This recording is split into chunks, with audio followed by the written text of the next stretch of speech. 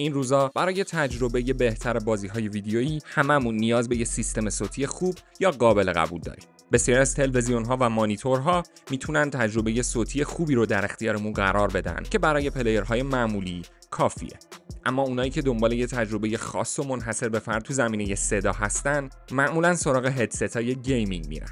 اما بازار هدست‌های گیمینگ اونقدر شلوغه و اونقدر محصولات زیادی توش وجود داره که خرید کردن رو برامون سخت میکنه. برای همین توی این ویدیو سراغ مهمترین ویژگی‌های یه هدست خوب رفتیم و سعی داریم با معرفی این ویژگی‌ها مسیر خرید یه هدست گیمینگ خوب رو براتون هموارتر کنیم. پس با ما همراه باشید. یه هدست گیمینگ خوب باید چند ویژگی مهم داشته باشه تا بتونه تجربه بازیتون رو بهتر کنه. اولین و شاید مهمترین ویژگی کیفیت صداست. یه هدست گیمینگ باید بتونه صداهای بازی رو با دقت و وضوح بالا منتقل کنه. این شامل صداهای زیر و بم، افکت‌های صوتی و گفتگوها میشه. بازی‌های جدید معمولاً دارای صداهای پیچیده و واقعی و حتی سه‌بعدی هستن و یه هدست خوب باید بتونه این صداها رو به نحو احسن بازتولید کنه. راحتی هدست هم به همون اندازه مهمه. ممکنه ساعت‌ها هدست رو روی سرتون بذارید و به بازی کردن ادامه بدید. پس باید دقت کنید که هدست پدهای نرمی داشته باشه که گوش و سرتون رو اذیت نکنه. همچنین دقت کنید که هدبند هدست ها قابل تنظیم باشه و به خوبی روی سرتون بشینه. نکته بعدی که باید بهش توجه کنید وزن هدسته. وزن هدست نباید خیلی زیاد باشه چون باعث خستگی گردنتون میشه. نکته بعدی پدهای روی گوش هدست ها. دقت کنید که سراغ هدست هایی برید که پدهای قابل تنفس داشته باشن و از عرق کردنتون جلوگیری کنن. اما یکی دیگه از ویژگی‌های اساسی یه هدست خوب کیفیت میکروفونشه. تو بازی‌های آنلاین ارتباط با هم‌تیمی‌ها ضروریه و چت کردن میتونه کیفیت بازیتون رو به شدت بیشتر کنه. صدای شما باید واضح و بدون نویز به هم‌تیمیاتون برسه تا بتونید با هم هماهنگ باشید. میکروفون‌های با قابلیت حذف نویز میتونن صداهای مزاحم پس زمینه رو حذف کنن و کیفیت مکالمه‌هاتون رو بالاتر ببرن.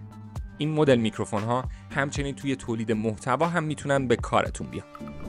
اما در مورد امکانات اضافی هدست‌ها باید بگیم که بعضی از هدست‌ها دارای قابلیت اتصال بی‌سیمن که به شما آزادی حرکت زیادی میدن. این ویژگی به خصوص تو بازی‌های اکشن و مسابقه‌ای خیلی مفیده یا اگه اتاق بزرگی دارید و مدام حرکت می‌کنید خیلی به دردتون می‌خوره. بعضی از هدست‌ها هم دکمه‌های کنترلی روی بدنشون دارن که میتونید باهاش حجم صدا رو تنظیم کنید و میکروفونتون رو هم کنترل کنید.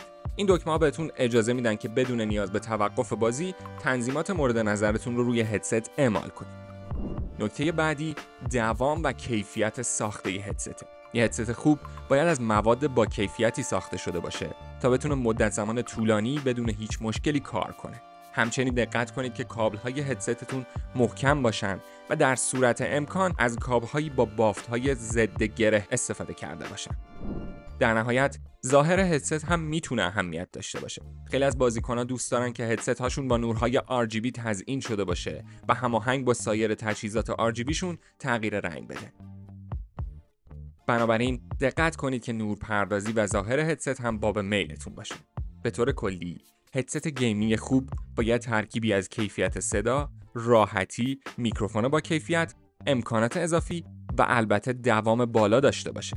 با انتخاب هدستی که این ویژگی‌ها رو داره میتونید تجربه بازیتون رو به سطح بالاتری ببرید و از لحظات گیمینگتون استفاده بهتری بکنید.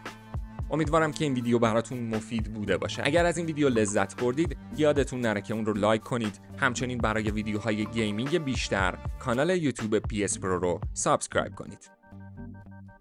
برای خرید انواع هدست‌های گیمینگ میتونید به فروشگاه PS Pro مراجعه کنید.